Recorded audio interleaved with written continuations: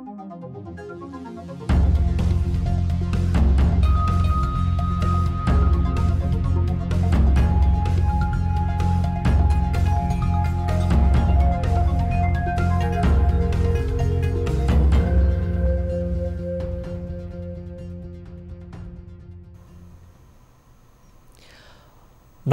यो हो news 24 television prime time न्यूजमा स्वागत छ। एमाले र माओवादी केन्द्र मिलेर बनेको नेपाल कम्युनिस्ट पार्टी नेकपाको विवाद सामान्य बनेको छ। जनताले विश्वास गरेर दिएको मतसम्म कदर गर्न नसक्ने नेकपामा सत्ता बाँडफाँड, नेताहरूको अधिकार भित्रै विवाद रुमलिएको घटनाक्रमहरूले प्रश्न पारेको छ। सुरुका दिनहरूमा पार्टीको वरियता विवाद अहिलेसम्म आइपुग्दा दुई समूहको लेनदेनमा रुमलिएको छ। सुरुवातको चरणमा माधव नेपाललाई च्यापेका अध्यक्ष केपी शर्मा ओली र प्रचण्डले झलनाथ खनाललाई चौथो वरियतामा राखे। त्यसपछि नेपाललाई घटुवा गरेर खनाललाई तेस्रो वरियतामा पुर्याए। यही क्रमका बीच दुई अध्यक्ष रहेको नेकपामा कुन अध्यक्षको अधिकार के रहने भन्नेसम्मको विवाद भयो।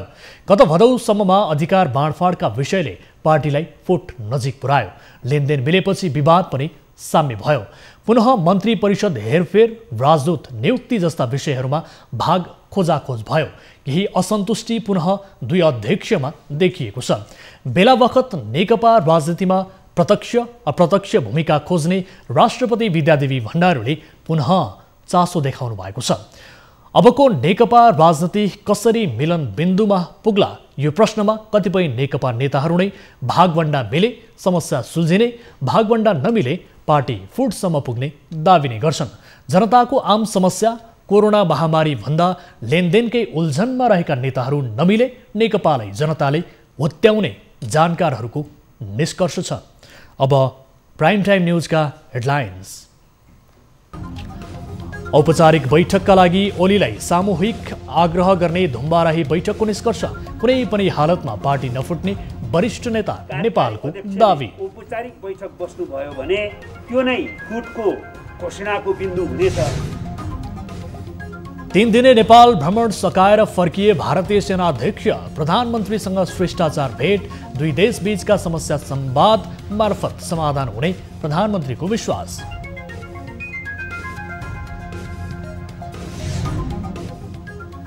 चौबीस घण्टामा 2900 कोरोना संक्रमित, 4500 निको, थप 18 को मृत्यु। माघ मसान्तसम्म 1.5 लाख संक्रमित थपिने सरकारको अनुमान।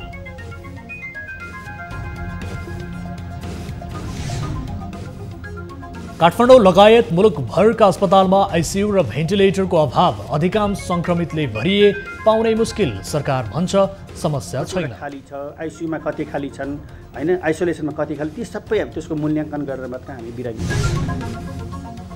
र अमेरिकी चुनावी मतपरिणाम आउने क्रम जारी। जर्जियामा बाइडेनले लिए अग्रता। 4 मध्ये 1 राज्यमा मात्रै ट्रम्प अगाडि।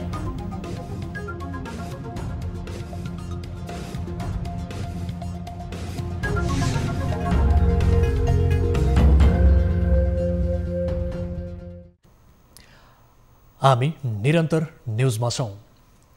नेपाल कम्युनिस्ट पार्टी नेकपाका बहुमत सचिवालयका सदस्यहरूले सचिवालय बैठकका लागि प्रधानमन्त्री एवं नेकपा अध्यक्ष केपी शर्मा ओली समक्ष आग्रह गर्ने निर्णय गरेको छ।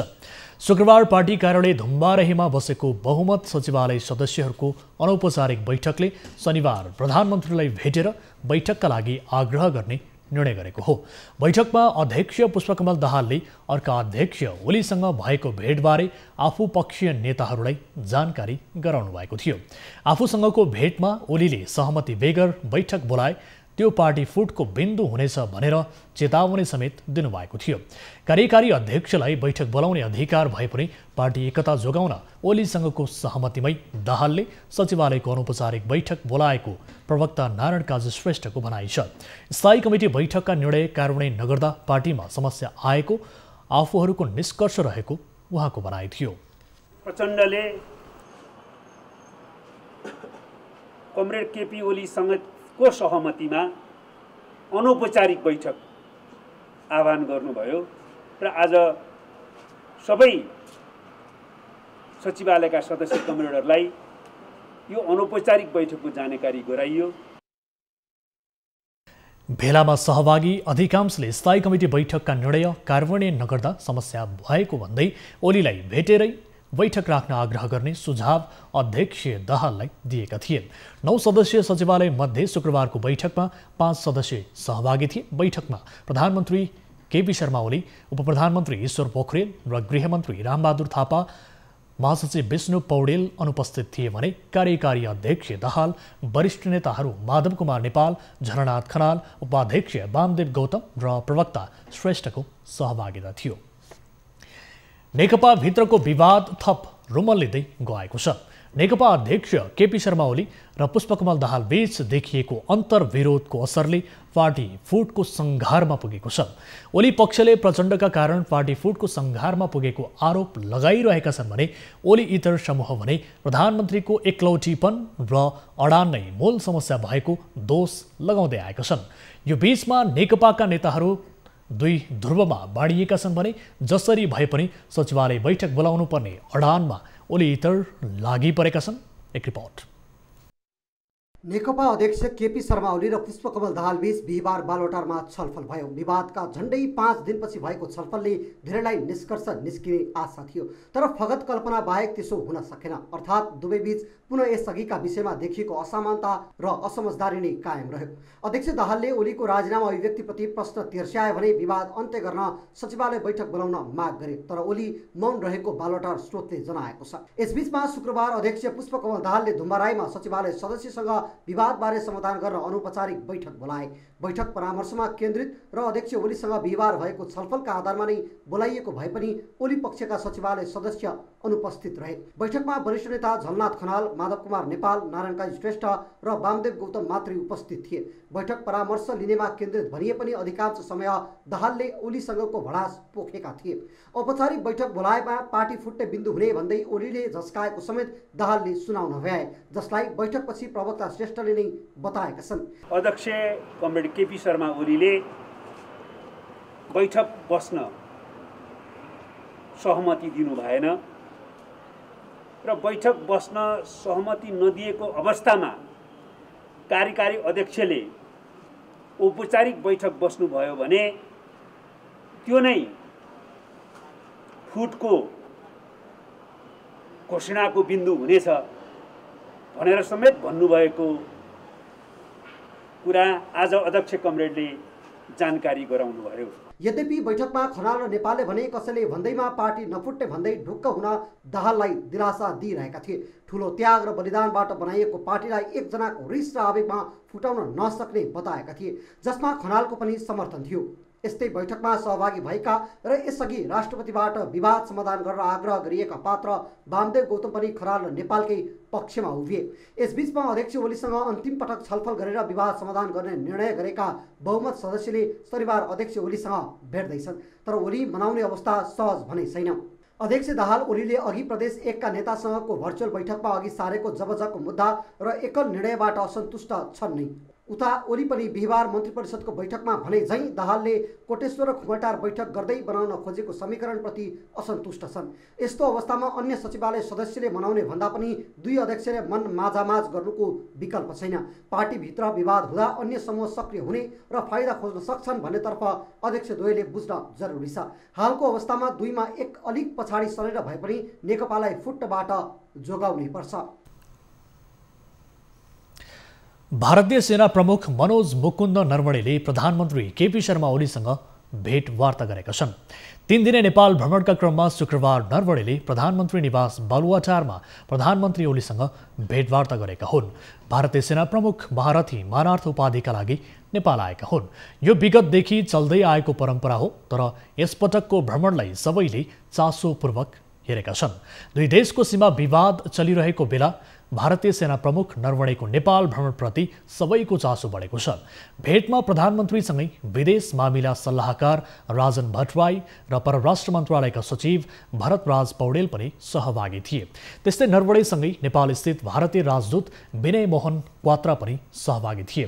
भेटका क्रममा प्रधानमन्त्रीले नेपाल र भारतका बीचमा सदियौं पुरानो विशिष्ट सम्बन्ध रहेको बताउनु भएको थियो। यस्तै प्रधानमन्त्रीले नेपाल र भारत बीच असल मित्रता रहेको र कतिपय विषयमा दुई देशबीच रहेका समस्या संवाद मार्फत समाधान हुने विश्वास व्यक्त गर्नुभएको थियो।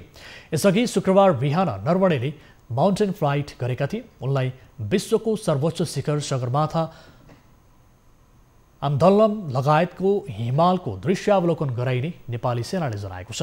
उनी नेपाली सेनाको अगुस्टा हेलिकप्टर चढेर बिहान 8 बजे सोलुखुम्बु पुगेका थिए।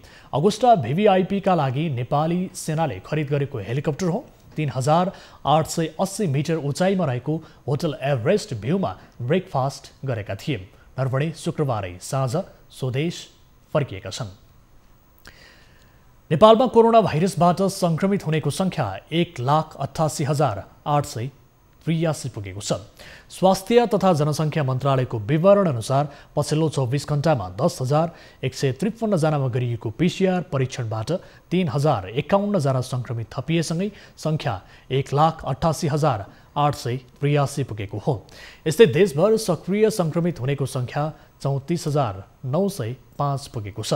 यद्यपि 24 घण्टामा 4,500 जना निको भएर घर फर्किएसँगै देशभर डिस्चार्ज हुनेको संख्या 1,52,908 पुगेको छ।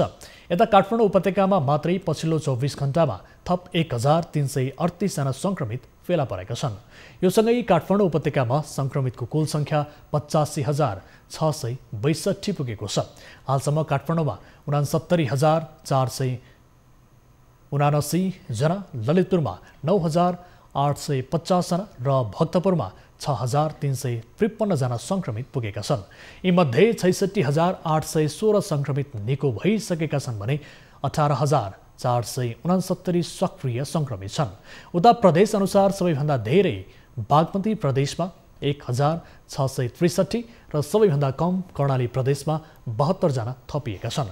त्यसबाहेक 24 घण्टामा प्रदेश 1 मा 333 जना, प्रदेश 2 मा 117 जना, गण्डकी प्रदेशमा 315 जना, लुम्बिनी प्रदेशमा 310 र सुदूरपश्चिम प्रदेशमा 79 जना संक्रमित थपिएका छन्। यस्तै मन्त्रालयको विवरण अनुसार 24 घण्टामा 18 संक्रमितले ज्यान गुमाएका छन्। यो सँगै मृतकको संख्या 1,070 पुगेको छ। पछिल्लो 24 घण्टामा बागमती प्रदेशमा 7 जना, प्रदेश 1 मा 2, प्रदेश 2 मा 3, सुदूरपश्चिम प्रदेशमा 6 जना संक्रमितले ज्यान गुमाएका छन्। मन्त्रालयको विवरण अनुसार सबैभन्दा धेरै 529 जनाको मृत्यु बागमती प्रदेशमा भएको छ भने सबैभन्दा कम कर्णाली प्रदेशमा 13 जनाले ज्यान गुमाएका छन्। यी बाहेक प्रदेश 1 मा 131, प्रदेश 2 मा 165, गण्डकी प्रदेशमा 61, लुम्बिनी प्रदेशमा 146 र सुदूरपश्चिम प्रदेशमा 25 जनाले ज्यान गुमाएका छन्। यसैगरी क्वारेन्टिनमा रहनेको संख्या 1,254 छ। संस्थागत र होम आइसोलेसनमा रहनेको संख्या 34,905 छ। हालसम्म देशभर कुल 15,17,343 जनाको PCR विधिबाट परीक्षण भएको छ। स्वास्थ्य तथा जनसङ्ख्या मन्त्रालयले माघ मसान्तसम्म कोरोना संक्रमितको संख्या बढ्ने अनुमान गरेको छ। मन्त्रालयले माघसम्म थप 1,48,000 जनामा कोरोना संक्रमण हुन सक्ने अनुमान गरेको हो। कार्तिकदेखि आगामी माघसम्म थप 1,48,000 नयाँ संक्रमित थपिन सक्ने हुँदा सोही अनुसार मन्त्रालय योजना बनाउन लागि परेको छ। मन्त्रालयले पहिलो चरणमा असोजसम्म सक्रिय संक्रमितको संख्या मध्यम रहेमा 39,000 र बढीमा 91,000 सम्म पुग्न सक्ने तथ्याङ्क निकालेको छ। यस्तै सोही अनुसार तयारीमा रहनका लागि सरकारले स्थानीय तह, जिल्ला, प्रदेश र सङ्घीय अस्पताल निर्माणका लागि बजेट पठाइसकेको जनाएको छ। तर कोरोना रोकथामका लागि सरकार एक्लैले गर्न नसक्ने भन्दै त्यसतर्फ नागरिक र निजी क्षेत्रको संलग्नता आवश्यक रहेको समेत जनाएको छ। कोरोना संक्रमितको संख्या बढ्दै जाँदा मृतकको संख्या पनि थपिएकै छ। संक्रमणबाट गम्भीर हुनेको संख्या पनि उत्तिकै छ। तर काठमाडौँ लगायत मुलुकका विभिन्न अस्पतालहरूमा आइसियु र भेन्टिलेटरको अभाव देखिएको छ। एक रिपोर्ट। कोरोना संक्रमितको संख्या बढ्दै जाँदा गम्भीर हुने संक्रमितको संख्या पनि बढ्दै गएको छ। गम्भीर बिरामी बढ्दै जाँदा अस्पतालहरूमा आइसियु र भेन्टिलेटरका शैय्या पनि भरिँदै गएका छन्। आइसियु र भेन्टिलेटरको संख्या कहाँ कति? काठमाडौँ उपत्यकामा आइसियु संख्या 241, भेन्टिलेटरको संख्या 107। सरकारी अस्पतालको मात्र आइसियु संख्या 124, भेन्टिलेटरको संख्या 67। निजी विभिन्न अस्पतालको आइसियु सङ्ख्या 117, भेन्टिलेटर सङ्ख्या 40। उल्लेखित अधिकांश आइसियु र भेन्टिलेटरमा कोरोना संक्रमित राखिएको छ।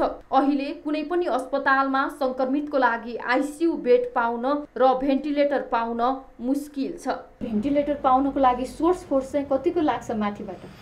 सोर्स फोर्स हामी कहाँ लाग्दैन, किन भन्दाखेरि यो एउटा टिमले गर्ने हो, निर्देशकले मात्र गरेर हुँदैन। यो टिमले नै डिसिजन गर्नुपर्ने हुँदाखेरि यसका टेक्निकल पार्टहरू छ, त्यो टेक्निकल पार्टहरूलाई हेरेर हाम्रो बेडको स्ट्याटस के छ, आइसियुमा कतिवटा बेड के अरे अकुपाई छ, कतिवटा खाली छ, आइसियुमा कति खाली छन् होइन, आइसोलेसनमा कति खाली, ती सबै हामी त्यसको मूल्याङ्कन गरेर मात्र हामी बिरामी राख्छौँ।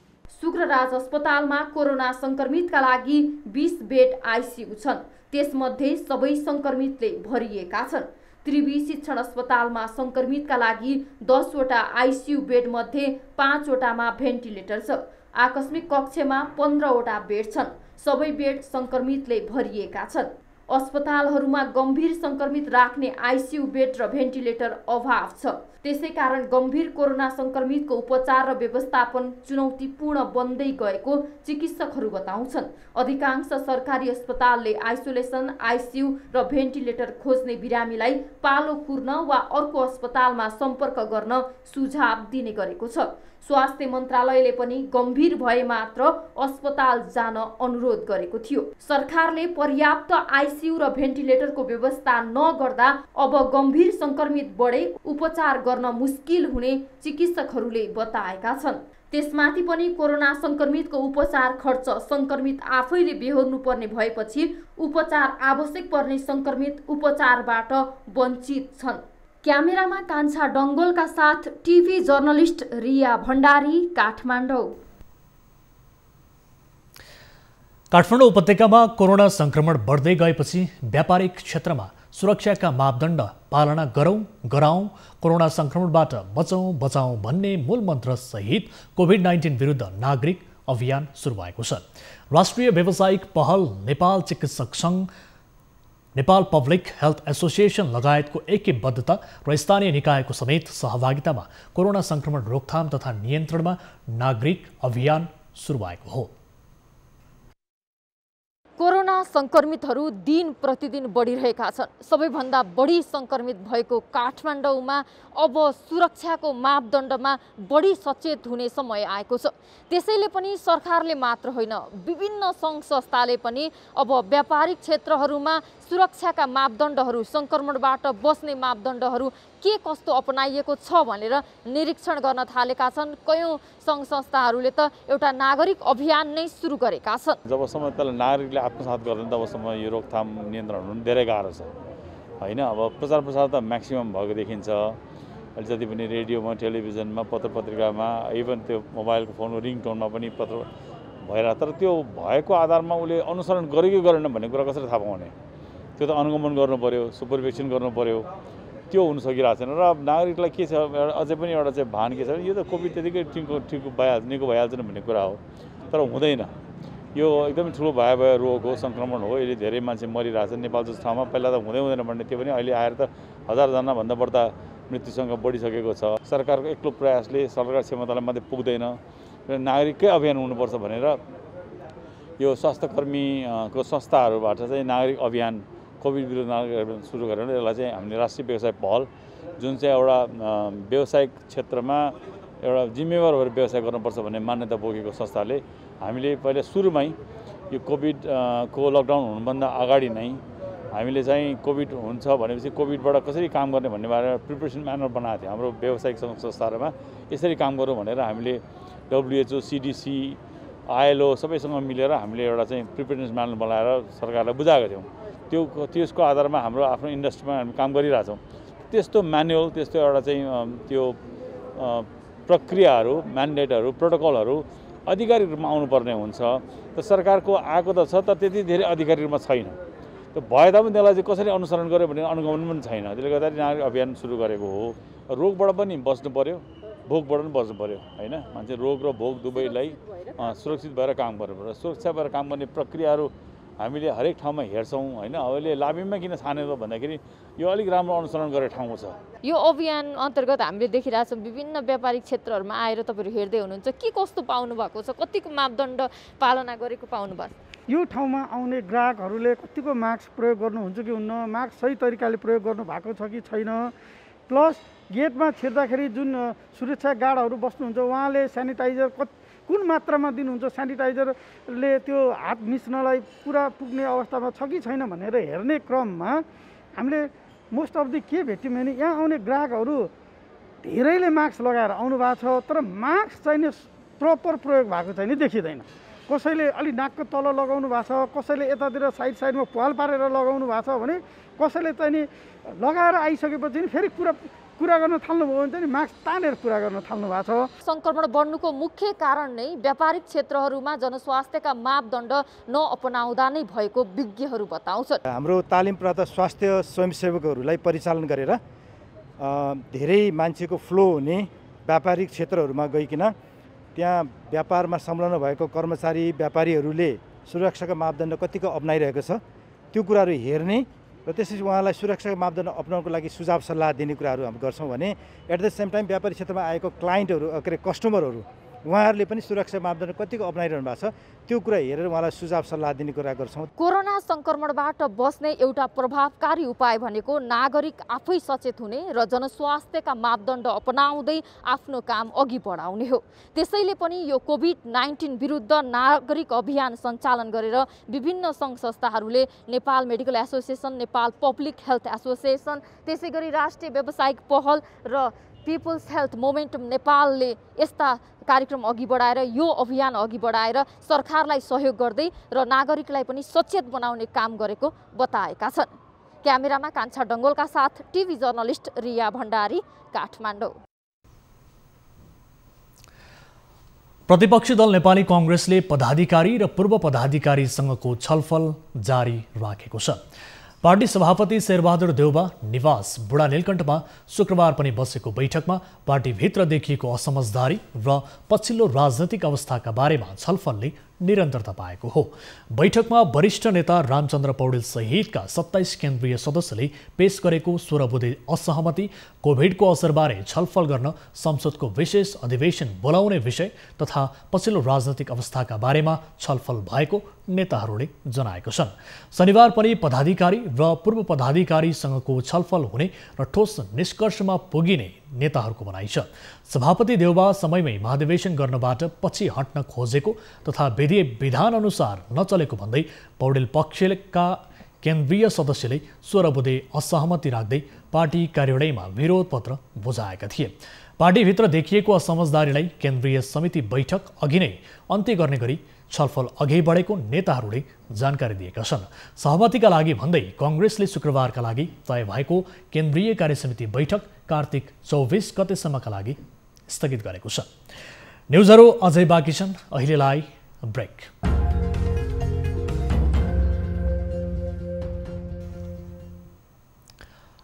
हामी निरन्तर न्युजमा छौँ। अधिकांशका लागि स्नातकोत्तरसम्मको अध्ययनपछि मुख्य लक्ष्य राम्रो जागिर खाने हुन्छ। धेरैको ध्यान त्यसतर्फ पनि आकर्षित हुन्छ, तर विभिन्न विषयमा स्नातकोत्तर गरेर केही युवा भने कृषि पेसामा होमिएका छन्। बाख्रा, कुखुरा र माछा पालन गरिरहेका छन् र धेरै युवाहरूका लागि बनिरहेका छन् प्रेरणाको स्रोत। एक रिपोर्ट।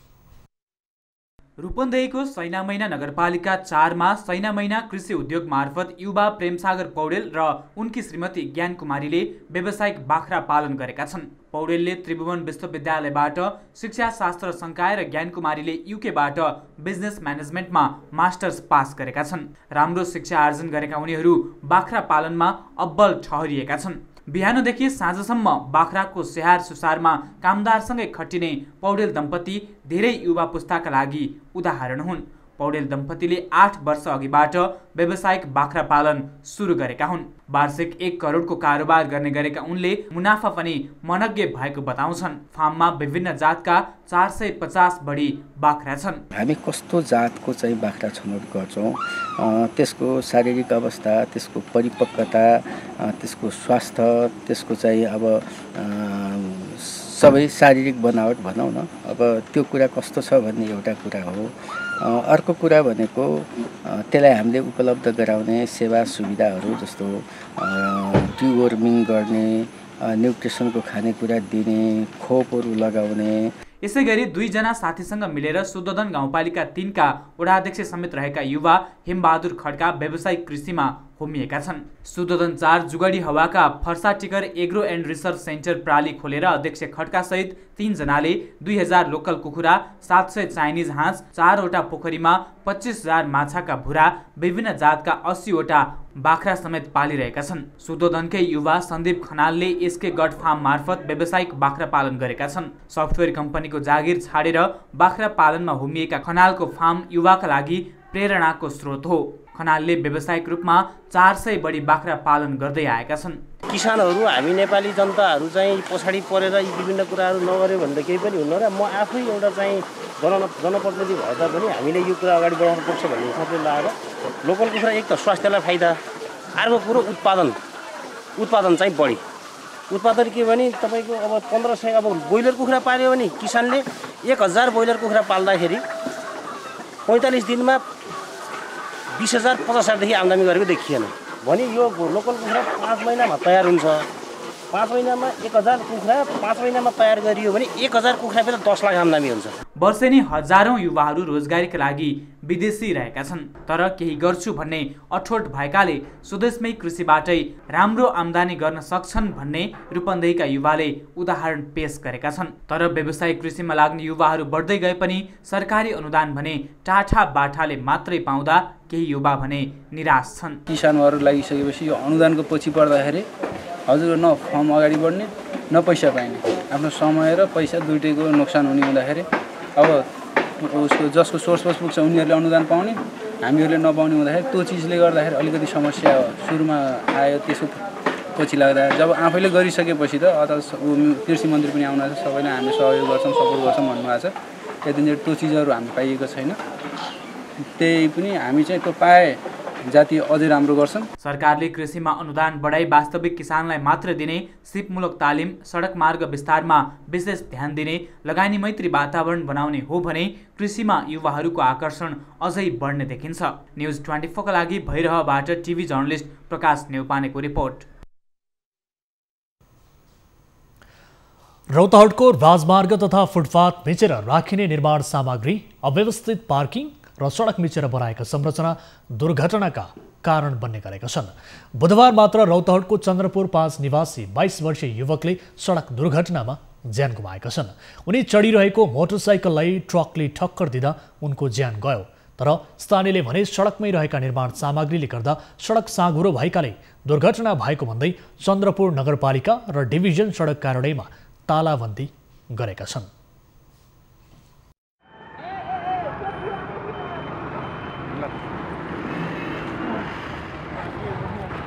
रौतहट जिल्लाको राजमार्गको दायाँ बायाँ सडक च्यापेर सडकमै राखिने पार्किङहरू, त्यसै गरी निर्माण सामग्रीहरूले यहाँको सडक दुर्घटनाको कारण बनेको छ। गत बुधबार मात्रै एक 22 वर्षीय युवक विशाल थापाले आफ्नो ज्यान सडक दुर्घटनाबाट गुमाएका छन्।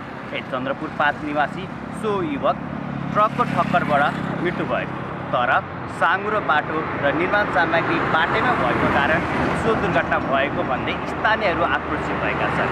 स्थानीयहरूले आक्रोशित भएर सडक क्लियर नभएको र यसलाई क्लियर गराउन यहाँका डिभिजन सडक कार्यालय चन्द्रपुर नगरपालिकाले चासो नदिएको भन्दै आज चन्द्रपुर नगरपालिकामा र डिभिजन सडक कार्यालयमा तालाबन्दी गरेका छन्। हिजो जुन घटना घट्यो त्यो एउटा घटनाले के छ भने बारम्बार चन्द्रपुर नगरपालिका एउटा चाहिँ सहरोन्मुख तपाईँको नगर बनिसकेको छ। यसमा चाहिँ अव्यवस्थित पार्किङ, अव्यवस्थित चाहिँ खाद्यान्न सामग्रीहरू, निर्माण सामग्रीहरू लथालिङ्ग तरिकाले काम हुन्छन्, तर काम सम्पन्न नहुन्जेलसम्म चाहिँ व्यवस्थित गर्न सकिरहेको छैन, जसले गर्दाखेरि दुर्घटना दिनानुदिन बढिरहेको छ। यस्ता दुःखदपूर्ण घटनाहरू यहाँ दिनानुदिन बढिरहेका छन्। त्यसलाई समिति निकायको ध्यान आकर्षण गर्नको लागि हाम्रो दबाब स्वरूप यो ताला लगाउने आज नगरपालिकादेखि लिई सडक डिभिजन कार्यालय। त्यो रोडको बारेमा मैले धेरैचोटि नगरपालिकालाई नि भनिसकेँ, सडक विभागलाई नि भनिसकेँ, सुरक्षा निकायको ट्राफिक प्रहरीलाई नि भनिसकेँ। अब रोड सानो छ, यातायातको सङ्ख्या अत्यन्त बढिराखेको छ। यसलाई पटक पटक मैले भने 15 मिटर कमसेकम खाली गरेर दुईतिर पार्किङ गर्न दिनु भएन। सडकमा थुप्रिएका निर्माण सामग्रीहरू, त्यसै गरी अव्यवस्थित पार्किङहरू र जुन फुटपाथमा व्यवसायीहरूले आफ्नो व्यवसाय सञ्चालन गरेर फुटपाथबाट हिँड्नुपर्ने पैदल यात्रीहरू सडकैबाट हिँड्नुपर्ने बाध्यता रहेको छ। यसले गर्दाखेरि रौतहटका सडकहरू दुर्घटनाको कारक बन्न थालेका छन्।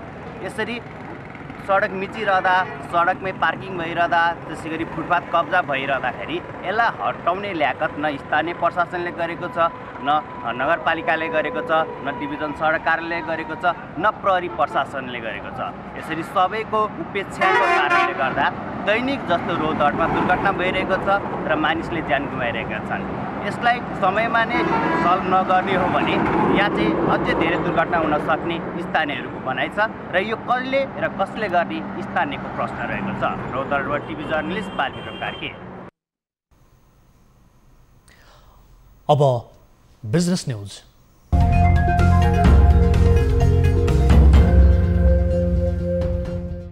अर्थ मन्त्रालयले पूर्व अर्थमन्त्री डाक्टर युवराज खतिवड़ाले प्रस्तुत गरेको बजेटको समीक्षा सुरु गरेको छ। अर्थमन्त्रीको रूपमा विष्णु पौडेलले अर्थ मन्त्रालयको जिम्मेवारी सम्हाले लगत्तै मन्त्रालयले बजेटको समीक्षा सुरु गरेको हो।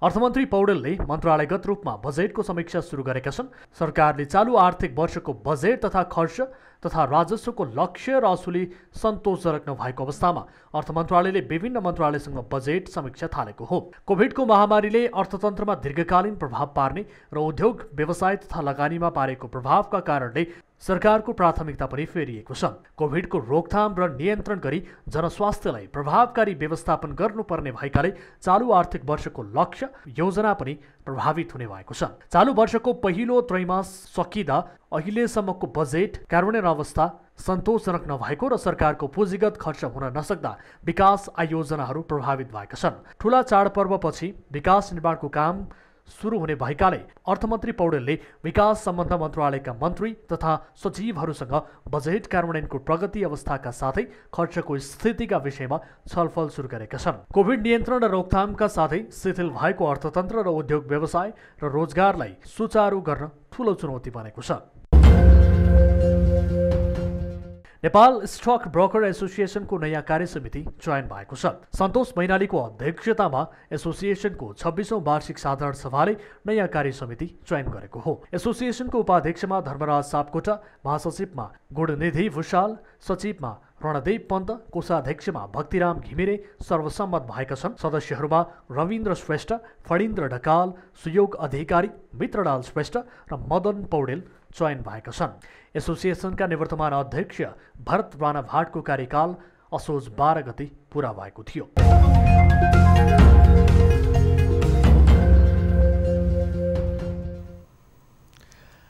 न्युजहरू अझै बाँकी छन्, अहिलेलाई brake.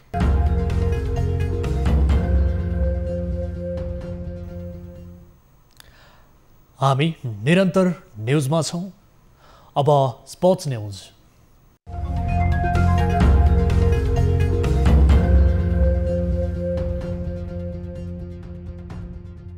Indian premier league IPL cricket 2020 को एलिमिनेटरमा शुक्रबार रोयल च्यालेन्जर्स बेङ्गलोर र सनराइजर्स हैदराबाद भिड्दैछन्। शेख जायद क्रिकेट स्टेडियममा हैदराबाद र बेङ्गलोर जित निकाल्ने लक्ष्यसहित मैदान उत्रिएका छन्। दुवै टिम जित निकाल्दै दोस्रो क्वालिफायर पुग्न चाहन्छ। यो खेलमा विजयी हुने टिमले फाइनल प्रवेशका लागि दिल्ली क्यापिटल्सको सामना गर्नेछ। लिग चरणमा हैदराबाद तेस्रो र बेङ्गलोर चौथो स्थानमा थिए। दुवैको समान 14 अङ्क भए पनि नेट रन रेटको आधारमा हैदराबाद अगाडि थियो। बेङ्गलोरले पछिल्ला 4 खेल लगातार हारेको छ। हैदराबादले भने लगातार 3 खेल जितेको छ। उसले अन्तिम खेलमा शीर्ष स्थानमा रहेको मुम्बई इन्डियन्सलाई 10 विकेटले हराएर प्लेअफमा स्थान बनाएको थियो। आइपिएलमा हैदराबाद र बेङ्गलोर हालसम्म 16 पटक भिडेका छन्, जसमा हैदराबादले 9 जित र 7 हार बेहोरेको छ। यो सिजनको पहिलो खेलमा बेङ्गलोरले हैदराबादलाई 10 रनले हराएको थियो भने दोस्रो खेलमा हैदराबादले बेङ्गलोरलाई 5 विकेटले पराजित गरेको थियो। यसअघि 3 पटक फाइनल पुगेको बेङ्गलोरले हालसम्म प्रतियोगिताको उपाधि जित्न सकेको छैन।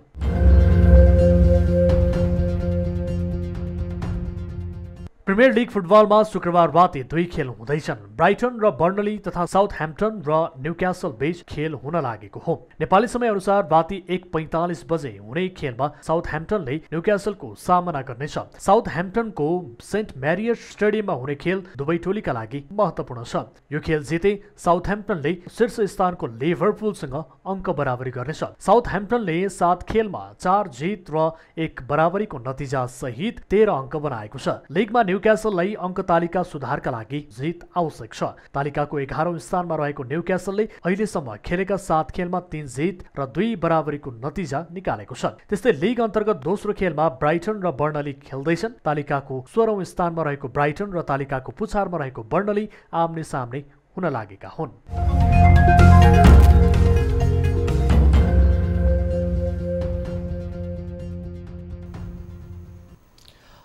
अब अनुला महर्जनका साथमा फटाफट न्यूज।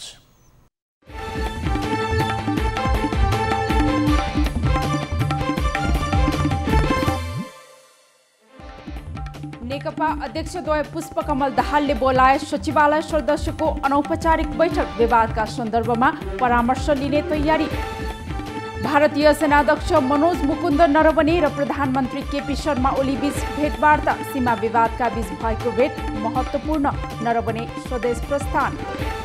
कोरोनाको उपचार निशुल्क गर्न सरकारलाई संसदीय समितिको निर्देशन, उपचार निशुल्क गर्ने प्रस्ताव मन्त्री परिषदमा लैजान लागेको स्वास्थ्य मन्त्रालयद्वारा जानकारी।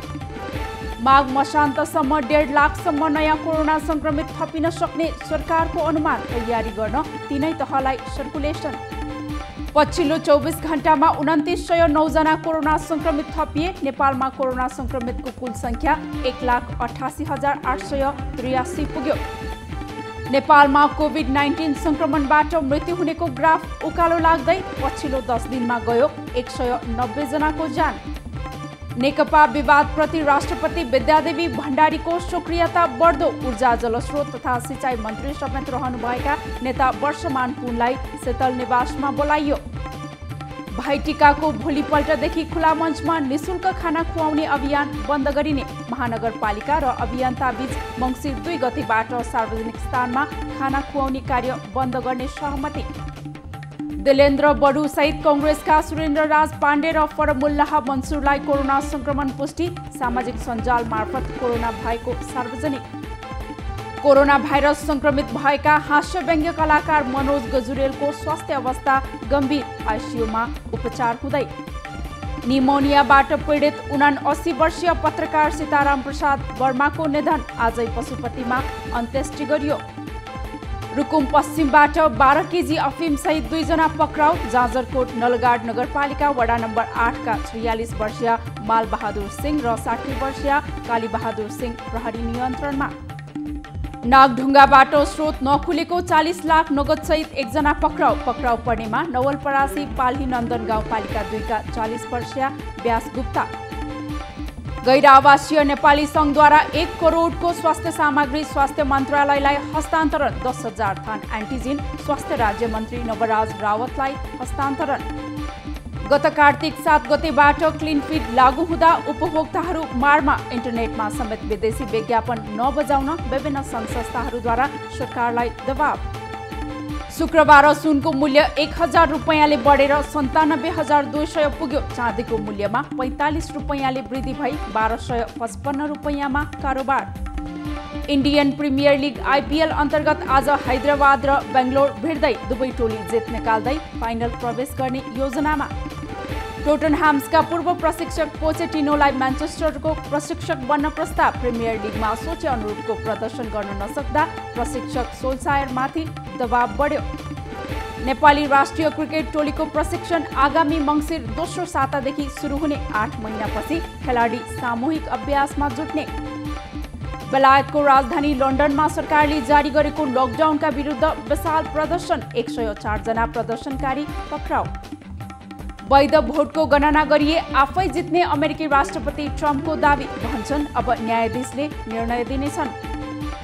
जनतालाई धैर्य राख्न अमेरिकी राष्ट्रपतिका लागि जित नजिक पुगेका डेमोक्रेट उम्मेद्वार जो बाइडेनको अपिल, प्रजातान्त्रिक प्रक्रियाको सम्मान गर्न आग्रह। चीनसँग लडाईँको सम्भावनालाई नकार्न नसकिने भारतीय जनरल बिपिन रावतको प्रस्तुति वास्तविक नियन्त्रण रेखामा कुनै पनि परिवर्तन स्वीकार नगर्ने भनाई र अमेरिकाका टेलिभिजन च्यानलहरूले बीचमा रोकिदिए राष्ट्रपति ट्रम्पको अन्तर्वार्ता झुटो अभिव्यक्ति दिएको आरोप।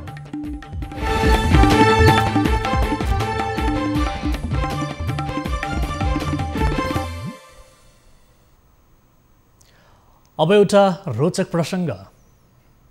मानिसहरू लाखौं करोडौं रुपैयाँ खर्च गरी धुमधामले विवाह गर्ने गर्दछन्। जनावरको पनि कहिलेकाहीँ यस्तै विवाह भएको सुनिँदै आएको छ।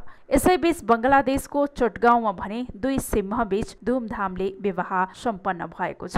यस विवाहमा सिंह र स्त्री सिंहका लागि विशेष प्रकारको मासुले बनाएको लव आकारको केक बनाइएको थियो। नोभा र नव नामक यी सिंहहरूको विवाहको भोज भव्य रूपमा दिइएको थियो। भोजमा 400 जना पाहुनाहरू उपस्थित भएका थिए। चटगाउँ जिल्लाको सरकारी प्रशासक उद्दिनले यो अलग किसिमको समारोह भएको र सिंह बीचको मिलनको स्वागत गर्नलाई रङ्गी बिरङ्गी साजसज्जाको साथमा जनावर बगैँचामा उत्सव मनाउने प्रयास गरेको बताएका छन्। धेरै सङ्ख्यामा दर्शकलाई आकर्षित गर्नु यस विवाहको लक्ष्य रहेको जनाइएको छ। उद्दिनले रङ्गपुरबाट बगैँचाको लागि बादशाह नामका सिंह लिएर आएर उसको नाम नभ राखिदिएका थिए। 2 सिंहको विवाहमा भोजका साथै सानो कन्सर्टको पनि आयोजना गरिएको थियो। अब प्राइम टाइम न्यूज सक्नु अघि हेडलाइन्स पुनः एकपटक। औपचारिक बैठकका लागि ओलीलाई सामूहिक आग्रह गर्ने धुम्बाराही बैठकको निष्कर्ष। कुनै पनि हालतमा पार्टी नफुट्ने वरिष्ठ नेता नेपालको दावी। अध्यक्षले औपचारिक बैठक बस्नुभयो भने त्यो नै फुटको घोषणाको बिन्दु हुनेछ। 3 दिने नेपाल भ्रमण सकाएर फर्किए भारतीय सेनाध्यक्ष। प्रधानमन्त्रीसँग शिष्टाचार भेट। 2 देशबीचका समस्या संवाद मार्फत समाधान हुने प्रधानमन्त्रीको विश्वास।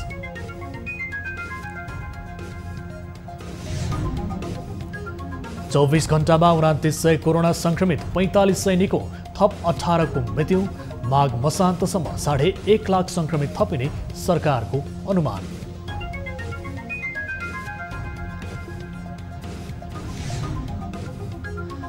काठमाडौँ लगायत मुलुकभरका अस्पतालमा आइसियु र भेन्टिलेटरको अभाव। अधिकांश संक्रमितले भरिए पाउनै मुस्किल। सरकार भन्छ समस्या छैन। एउटा खाली छ, आइसियुमा कति खाली छन् हैन, आइसोलेसनमा कति खाली, ती सबै त्यसको मूल्याङ्कन गरेर मात्र हामी बिरामी।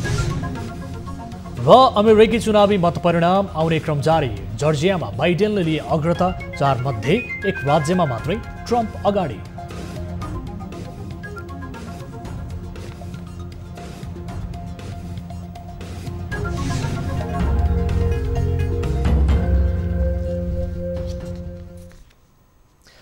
प्राइम टाइम न्यूज अहिलेलाई यति नै। जाँदै ताली र गालीका लागि हाम्रो प्रश्न। घरिघरि बल्झिरहने नेकपा विवादलाई के भन्नुहुन्छ? स्वाभाविक राजनैतिक प्रक्रिया भन्नेले ताली र तातो र छारो जहिले तमासा मात्रै भन्नेले गालीमा हाम्रो पात्रको एप मार्फत आफ्नो मत राख्न सक्नुहुनेछ। थप न्यूजका लागि हाम्रो वेबसाइट www.news24nepal.com हेर्नुहोला। साथै हामीलाई फेसबुक, ट्विटर र युट्युबमा पनि फलो गर्न सक्नुहुनेछ। यस्तै मोबाइल, भाइबर र इमेलबाट न्यूज24 को हेल्प डेस्कमा कुनै समस्या र गुनासो छ भने टिपाउन सक्नुहुनेछ। हामी निरन्तर न्यूजमा छौँ। नमस्ते।